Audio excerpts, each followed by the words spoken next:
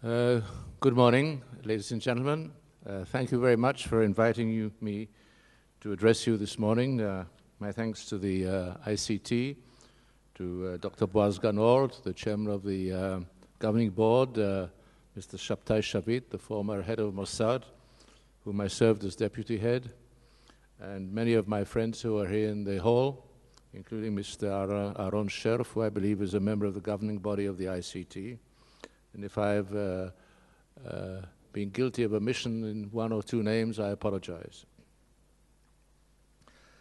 When I entered the Mossad in 1961, I was a very proud recruit.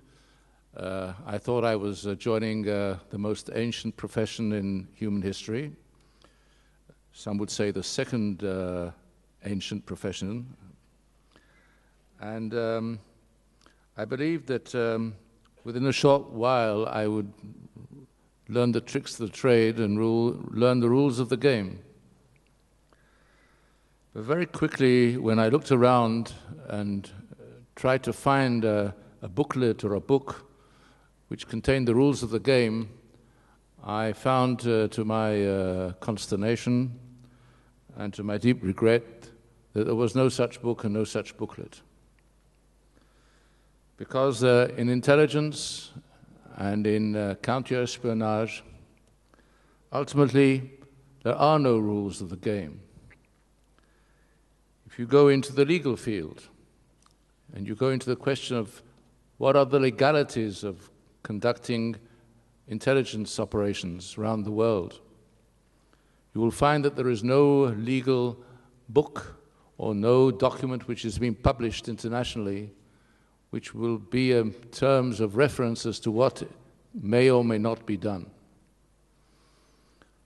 There are voluminous books about the war on the sea, how to conduct wars on the seas, what cannons you could use, what caliber the cannons should be, what happens when the ship capsizes and things like that.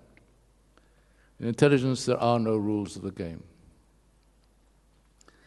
And I believe that one of the dilemmas which we have faced over the years, and which we're facing today as well, and we're facing also in these very days that we are meeting here at this conference, is that we are faced with the necessity to deal with threats where there are no set paths, and where ultimately you are judged not by whether you keep to the rules and regulations, but by the end result, if you succeed or you fail. And I'd like to say something about these and other dilemmas in the minutes that I have to address you.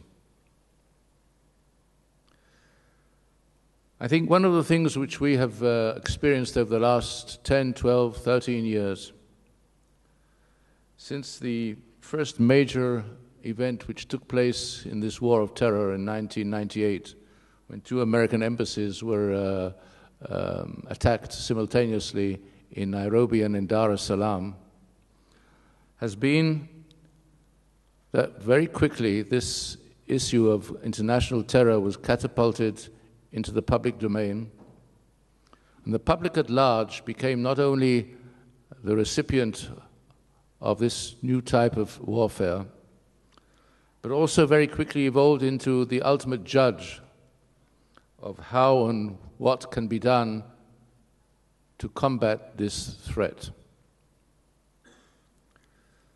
We have found that public opinion has been a major factor in determining the ultimate capability of intelligence services and security services and political masters throughout the world to take decisions which are fateful to both their own nations and to the international community. And they have found, and we have found, that this has put an enormous strain on some of the basic rules which we did actually adhere to, self-made rules, which we have kept for a very long time, and which are now, I think, in danger of being overturned in very quick succession. The first rule, ladies and gentlemen, is the ultimate rule which governs the activities of every head of an intelligence service around the world. And that is his sacred task of preserving what we call sources and methods. Those are the inner sanctum of every intelligence organization, the sources and the methods, protecting the lives of the sources or protecting their continuing operation to prevent them being revealed in the public domain. Because therein lies the capability of a country, of a society, to conduct the necessary operations which are necessary in order to obtain the information which gives the early warning or gives the nitty-gritty which is necessary to uncover a terrorist plot and ultimately to foil it. But when you have a situation as we have today, where the public is an active actor in this chain of events, it's the ultimate judge of what it is that one can do and should do. We find that we have a problem which is almost insurmountable.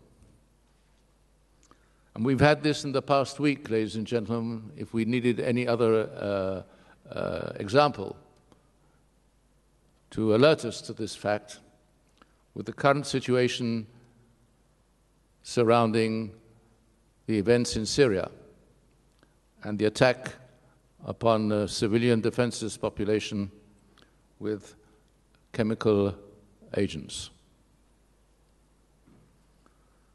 It has become necessary internationally to convince hundreds of millions of people, citizens of the world, that the information is valid, that it's correct. And this is almost mission impossible without revealing sources in one way or another, and ultimately revealing methods in one way or another. In 1998, shortly after these two events that I mentioned, when American embassies were attacked in Nairobi and Dar es Salaam, I had an occasion to meet with the then director of the Central Intelligence Agency, my friend and colleague, George Tenet. We met in a third country because we needed to meet quickly, and our traveling schedules didn't permit us to visit each other in our own countries. And we looked at what was happening and what we had to do.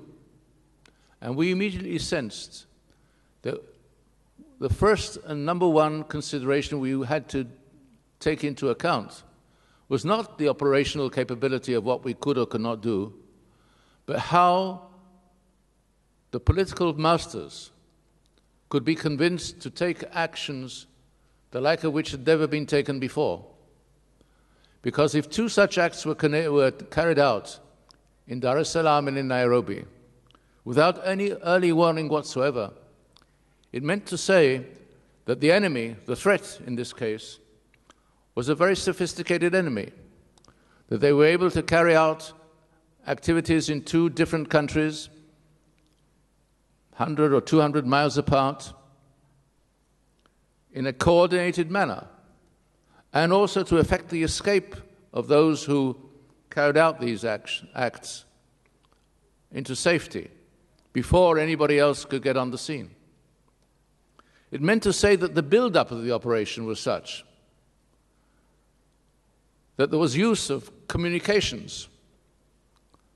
Ultimately, it became clear that the communications were public communications, just as when the operation of 9/11 took place. So this was a new ball game.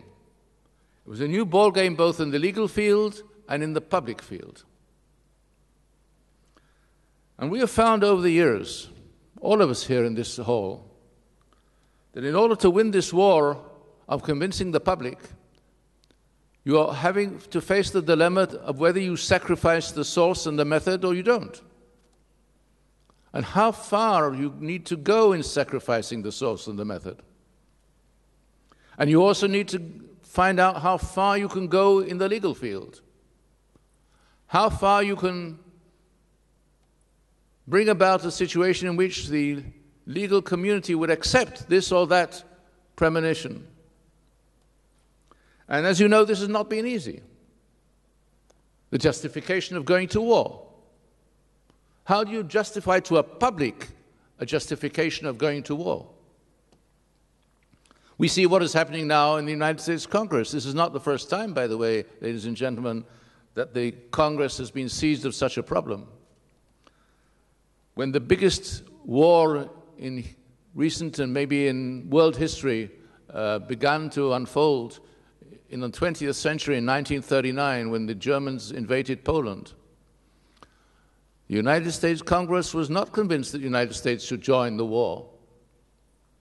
And in 1940, when President Franklin Delano Roosevelt stood for the third time as a candidate for the presidency of the United States, at that time there was no limit on the number of times a man could stand for the presidency. And in the end, he stood for 4 times and was elected 4 times to the presidency. But on the third occasion, in 1940, he made a statement to the American public and he said, "I want you to know, and I want to tell you, and I will say it again and again and again, I will not allow our boys to join a foreign war." And on this was the ticket he got elected. This was after, ladies and gentlemen, France had fallen, Poland had fallen, Czechoslovakia had fallen. Within months, the German forces were on their way to Moscow. And it was only in 1941, in December 1941, when Japan attacked the United States in Pearl Harbor on the 7th of December 1941, a day after the forces of the German army had reached the outskirts of Moscow and began to be repulsed by the defenders of Moscow. It was only in the 7th of December 1941, after the attack of Pearl Harbor, that the United States was able to go to war, because the president did not think before that he would get the vote in Congress to take the United States to war against Nazi Germany. And following that, a day later, on the 8th of December 1941, Germany declared war on the United States. In a situation like this, ladies and gentlemen, we are not just living the history of the moment. We are living in the dilemma of how we can construct, how we can weave the necessities of intelligence into this very, very, very difficult and intricate world. And I'd like to say 2 or 3 things in conclusion, because we don't have the time to go in this in great detail. And what I wanted was only to alert you to the beginnings of the dilemmas which we have now. In the fight for public opinion, ladies and gentlemen, ultimately, no amount of intelligence is going to convince a public of hundreds of millions. Because when you have a situation in which 200 or 300 million American citizens become overnight temporary intelligence officers who have to receive the information, have to make a judgment, and then tell their representatives in Congress what they think about it, and then the pollsters have to tell them, the representatives in Congress, the members of Congress and the members of the Senate, what the poll says. Is it 60% or 65%? There is no way, ultimately, that this can be overcome. And I'm not prejudging what's going to happen in the Congress in the next few days. It could happen otherwise. There's only one situation, ladies and gentlemen, in which this could come about. And I'll say this, unfortunately, this is the case. When the terrorists ultimately succeed in carrying out an act of extreme terror, like the event of 9/11 or the event of 7/7 in London, you have a window of opportunity of weeks I cannot tell you how many weeks, in which public sentiment undergoes such a trauma that you can get many things through in that small period. That's when the United States, after 9/11, passed the Patriot Act. That's when the British Parliament was debating the problem of different laws and regulations governing arrests and detainments and so on. How long can you detain a person without the usual process of due process of court? It's a limited time, a very limited time. And time is of the essence. The second thing I'd like to say is this. I believe that we need to have a real revolution in the field of law and jurisprudence. We cannot try and bend the rules of terror to the existing rules of law, of international law, which refer and which are the laws which govern how nations and groups have to act. I said this many times when I was in office to my political masters, that it's a mistake to go to the law officers and to ask for their opinion on something. It's a mistake to go to the courts and ask their opinion. What we need to do is to reverse the process. We have to tell the law officers that this is the problem and this is the solution we need, and you find the legal construction for this.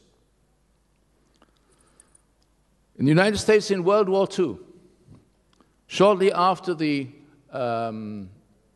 event of Pearl Harbor, the United States rounded up hundreds of thousands of United States citizens of Japanese origin and interned them for a very long period of time. And a few years ago, I had the opportunity of inviting over here one of the celebrated judges of the United States of America, whose name is Richard Posner, a professor of law at the University of Chicago and a president of the Seventh Circuit of the U.S. Appellate Court, a brilliant jurist. And he, in a public statement, said, in situations like this, what we do is we don't go to the courts. We do what is necessary. And after the war, when it's all over, we need to apologize to somebody, we apologize. And I believe that it needs this kind of a change of mind. We have a saying in our language, you have to change the diskette in your head, and you have to think differently. And if we will think differently, we'll have a chance to protect our sources, to protect our methods, to protect the country, to protect the nations. It'll take time, because ultimately, I think there's something healthy about living on this earth. And ultimately, we will find the ways of protecting ourselves in this situation we were in today. But we have to be aware of the dilemmas which are posed to us, and we have to be aware of the fact that unless we change the way we approach this, we'll have to go on for a long time until we ultimately do the right thing. Thank you.